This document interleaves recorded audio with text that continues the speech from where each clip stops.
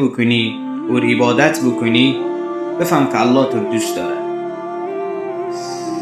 اگر این توفیق را از تو گرفت و تو عبادت الله متعال نکردی و پیشانی خود نتونستی که به سجده بگذاری، بفهم که الله متعال تو دوست نداره. چون سجده نزدیکترین مکان به مقربترین مکان در نزد الله متعال و نصیب دوستان خود میکنه. هر وقت که دعوت شدی به سجده کردن، بفهم که الله متعال تو دوست داره، میخوای خودی تو دوستی بکنه. اگر دعوت نشدی تجدید نظر کن.